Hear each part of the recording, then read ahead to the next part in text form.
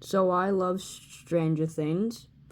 And one of my favorite monsters on Stranger Things is the Mind Flayer. Now, up until season 4, we all assumed that the Mind Flayer was the top dog, that it was above every single monster in the Upside Down. But in the fourth season, it's revealed that Vecna, or Henry Krill, is actually the creator of the Mind Flayer, not the other way around. But I don't think that's true. I've looked through the show twice. I've ran through the show twice, and I saw a little bit of details that might suggest that the Vecna might not be in complete control of the Mind Flayer. And since the 5th season is halfway done filming, I decided, you know what? I've had this theory for a long time, and I really want to make it a video. It's been one of my favorite theories. So yeah, let's get into it. So the Mind Flayer first was revealed in season 2 of Stranger Things, where Will seemed to have visions and then later gets possessed by the Mind Flayer and becomes part of the hive mind. And it is that scenario that I want to talk about first. So in season 3 of Stranger Things, Will gets this tingle on his neck every time the Mind Flayer is near. But when Eleven was fighting Vecna, there's a clip when they're watching the lights flicker in the pizza place. And I did not see, and I looked through this clip a lot of times, and I did not see his neck tingle once. But in the last episode of season 4, as soon as the clouds show up, Will gets the tingle again.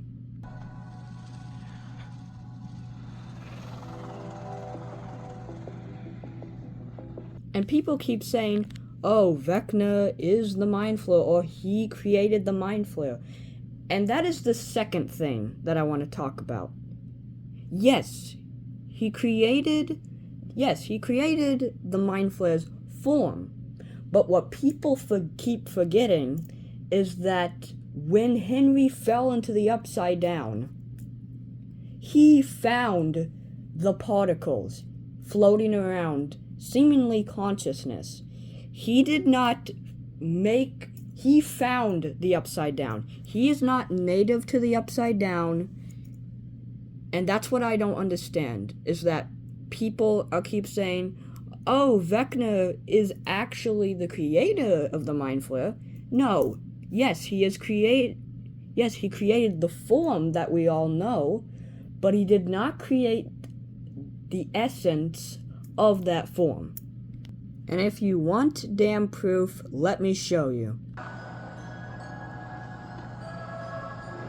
Something that would change everything. I saw me.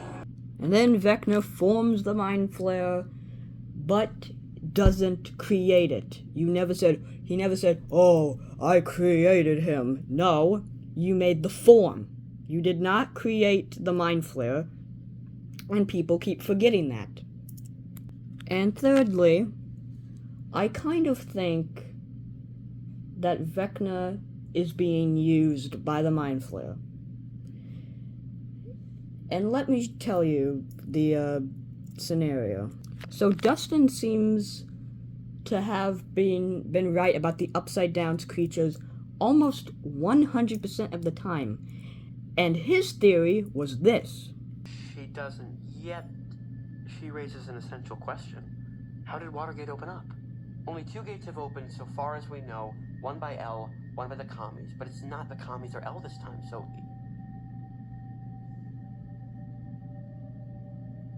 One thing we've never understood, which is why Vecna's killing people. What's his motive? Killing teens? It always just seemed too random, too prosaic. On top of that, how does the Mind Flayer figure into all this? Maybe this is it. This is the answer. What is the answer? Okay, just hear me out. How did Elle open the Mother Gate? She contacted the Demogorgon. With psychic contact. Just like... Vecna when he casts his spells. Exactly. So what if, with each kill, he's not simply killing them? He's making a powerful psychic connection with his victims. A connection powerful enough to rip a hole in the fabric of time and space. He's opening more gates. Bingo. Copy. We're still up. Why would he be opening gates to take over the world? Who do we know that wants to take over the world? The Mind Flayer. So if the Demogorgon was just his foot soldier, Vecna's his 5-star general. A 5-star general with the power to open gates. And you might argue, well, they just said that it's the opposite way around. I don't think so. I think that Vecna thinks he's in charge of the Mind Flayer, but remember, he doesn't really know everything about that world. Yes, he knows a lot about that world because he's lived there for like who knows how long. But I think he was tricked. Either he's been tricked or he's been possessed. Either way, Vecna can open gates for the Mind Flayer. And Dustin did say in season 2 that the Mind Flayer maybe wants to get out and sees humans as inferior beings. So why all of a sudden would he take orders from a human? Yes, the human has really good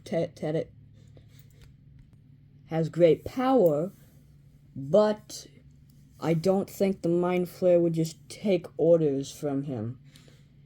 And the third thing to wrap this all up is that but before we wrap this up, I think that once the Mind Flayer is free and they have killed 11 and everyone, I think that either the Mind Flayer will kill Vecna or cast him away. Either way. But before we leave, I do wanted to show something that involves the Mind Flayer in season 3. So we all know that Billy was possessed by the Mind Flayer, and it seems like he gave him either super strength or something, given that 11 frickin' throat yeets him into a wall with barely a scratch, and he just walks off. And then when I was watching Stranger Things to record this theory, I noticed something on the way they killed Vecna.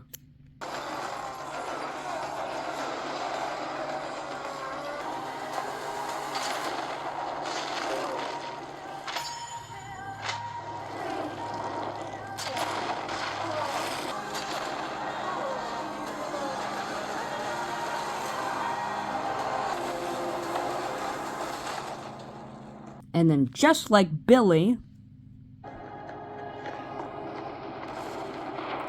he is completely gone. Meaning, he just walked up and left. So yes, Billy did get hurt, and so did Vecna. So I'm wondering that when Vecna fell into the clouds and got shocked by the lightning, I'm wondering if the Mind Flayer possessed Vecna. But I think they mixed very well, because at the end of the day, Vecna, or Henry, is a psychopath. We all know he's a psychopath, and the Mind Flayer knows he's got power, so he possessed him so that when the time comes, he will open the gate and let the Mind Flayer wreak havoc on the human race. And judging by the Duffer Brothers posting this picture, I think that the Mind Flayer is upon us. But that is my theory, and I truly want to know what you guys think about this theory. So if you like what I had to say feel free to subscribe, leave a comment, push the like button, whatever. And hopefully you have a good day. Goodbye.